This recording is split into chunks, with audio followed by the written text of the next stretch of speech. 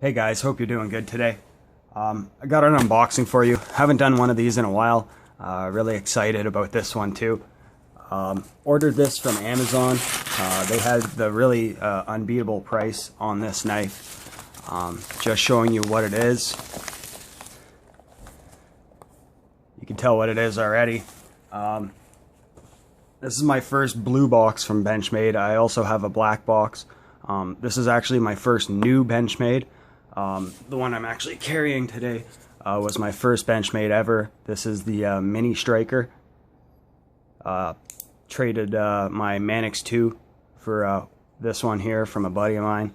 We both wanted each other's knives, so we just traded for them. But that was my only experience with Benchmade. I wanted something that was sort of a classic knife from this company, and you can't say much more about a modern classic like this. From the box, you could tell this is the 710 in D2 steel.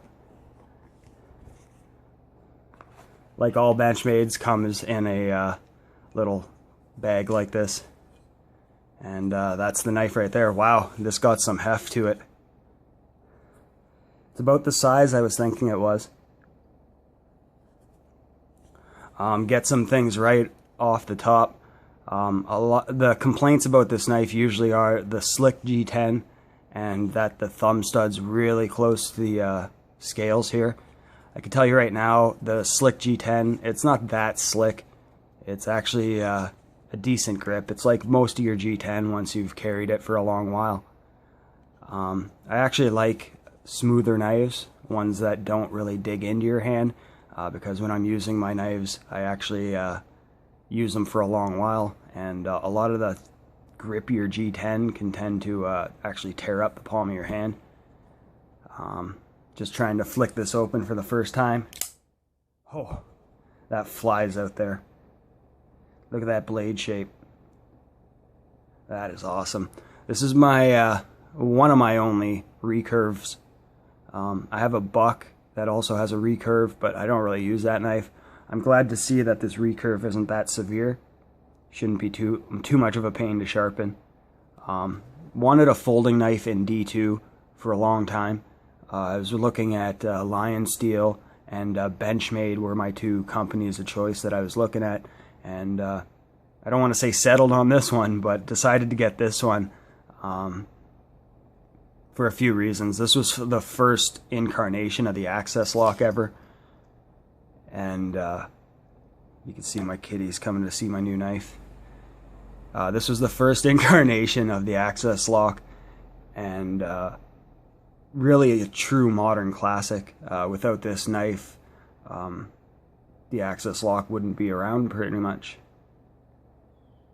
So I'm just gonna pause the video here. I gotta look at this off camera for a little bit and play with it, but I'll be right back. Hey guys, I'm back. I just had to look at this off camera for a little bit. I've been playing with it for about 5 minutes. What an awesome knife. Super smooth out of box. It's not a free dropper. You can't pull the access lock back and the blade just drop free, but with the slightest bit of shake, it does close. No blade play in it whatsoever. None side to side. No matter how hard I bear down on this, and definitely none up and down. And from what I know already about access locks, the more this lock wears in, the stronger that lockup's going to be. Just looking over the construction of this knife when I was off camera, and noticed that for the body screws, come on, focus. For the body screws, the screws go in one side, and then there's these metal nuts on the other. I've always liked knives that were constructed like this. They seem a lot more stable when there's forces applied from side to side. Also notice that it does have a really beefy pivot to it.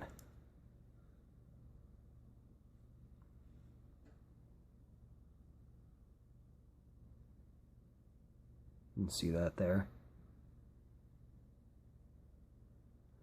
Really awesome to see how this D2 performs. I've had one experience with D2, and that was in a fixed blade, and that's what made me really want a folder in D2. Love the way it takes an edge and love the way it keeps it. For what I use knives for, wood, breaking down boxes, and just general use besides that. Seems like it'd be an awesome steel for me. Thumb studs aren't a problem. Being that close to the scales, you can really get at them. As long as you just sort of slide your thumb up beside the scale here, you'll always find them. And once you do, you just continue in that direction and they're coming out every time. I can tell already this is going to be one of my favorites. Just pretty much everything I look for in a knife.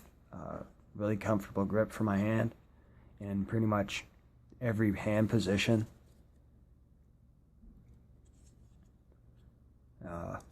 Definite plus on the steel for this one. I got a lot of S30V.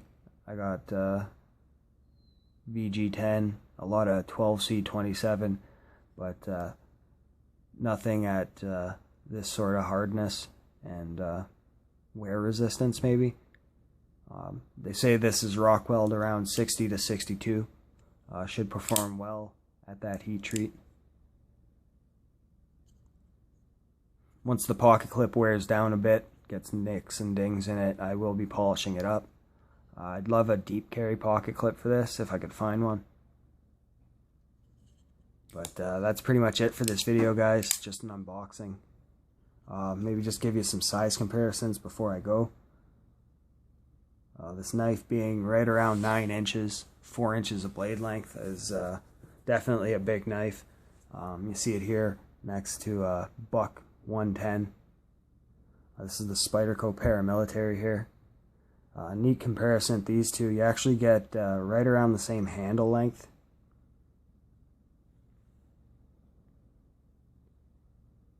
But with the 710 here, you get about an inch more cutting length.